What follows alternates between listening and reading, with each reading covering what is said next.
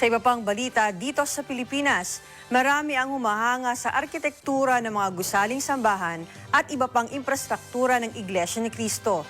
Nananatili itong nakatayo at ligtas sa harap ng mga sakuna at kalamidad. Sa pangunguna ng pamamahala ng Iglesia, hindi lamang ang kalidad ng mga edipisyo ang binibigyang kahalagahan, kundi maging ang safety ng mga manggagawa sa bawat construction site. Kaugnay nito, sumailalim sa Komprehensibong Safety and Health Standard Seminar Workshop ang mga kabilang sa Iglesia ni Cristo Engineering and Construction Department. May report si kapatid na Christian Lot.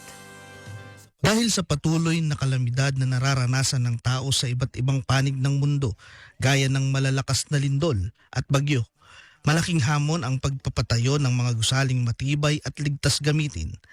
Kabilang sa mga estrukturang nangangailangan ng mataas na antas ng kalidad at tibay ay ang mga gusaling sambahan.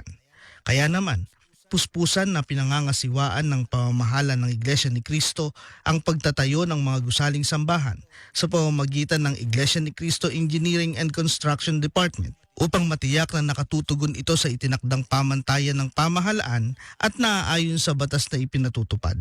Bukod sa kalidad ng mga materyales at maayos na disenyo, mahalaga rin ang kaligtasan ng mga manggagawang katuwang sa pagtatayo ng mga gusali. Sa mga construction site, may mga pagkakataong maaaring maganap ang hindi inaasahang insidente, kaya kinakailangan ang kahandaan at agarang pagtugon sa oras ng pangangailangan. Alam mo naman po natin, pagdating sa construction, risky ang kanilang trabaho.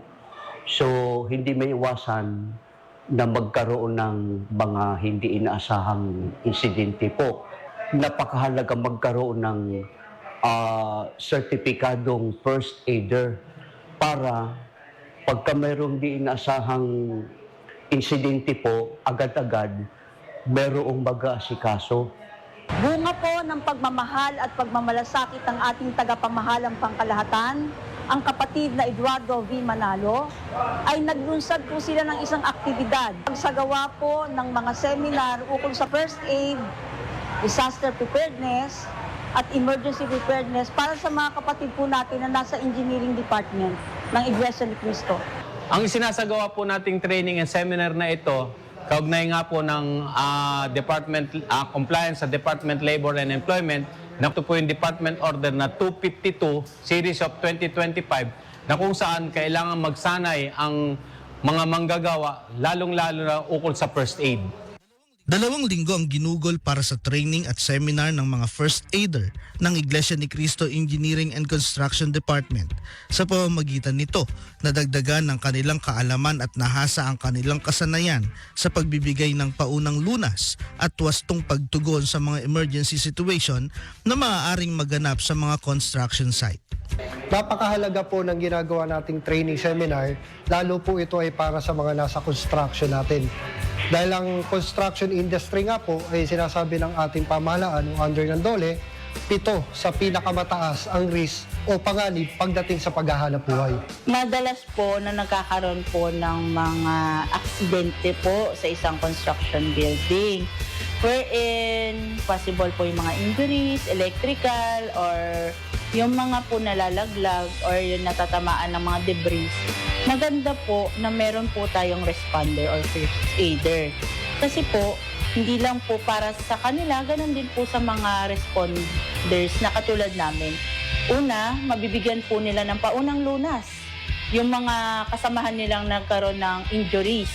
Kunwari po, nakita nila na electric or na kuryente, pwede po nilang matanggal or ma-interrupt yung pagkakakuryente ng pasyente. Kung may nasugatan naman po, pwede po nilang mapigilan or mahinto ang pagdurugo ng sugat. Or kung meron pong bali, magbibigyan po sila ng knowledge kung paano po dapat i-maintain yung mga dapat na formation ng mga extremities po natin.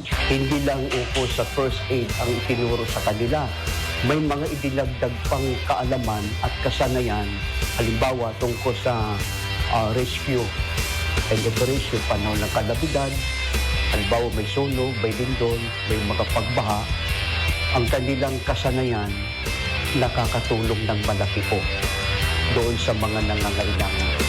So ito po ay napakahalaga sapagkat sa pamamagitan nito ay matutulungan natin ang tao sa pamamagitan ng paunang lunas. May apply ko yung aking mga natutuhan para in case of emergency, makatulong po tayo. Lalong-lalo na po higit sa mga kasama natin sa trabaho. Ako po bilang first aider na pinili ng pamamahala na makabahagi sa ganitong aktibidad, hindi lang po sa construction ng iglesia, maging sa lugar po namin, ay makatutulong po ako. Napakahalaga ng mga gusaling sambahan para sa mga kaanib sa Iglesia ni Cristo, sapagkat dito sila nagtitipon upang magbigay ng papuri at sumamba sa Panginoong Diyos. Kaya naman, patuloy ang pagsisikap ng pamamahala ng Iglesia na matiyak hindi lamang ang tibay ng mga gusaling sambahan, kundi maging ang kaligtasan ng mga nagtatrabaho para sa kanilang pagtatayo. Mula rito sa Quezon City, ako po si kapatid na Christian Lot para sa Iglesia ni Cristo News Network. Makakasama naman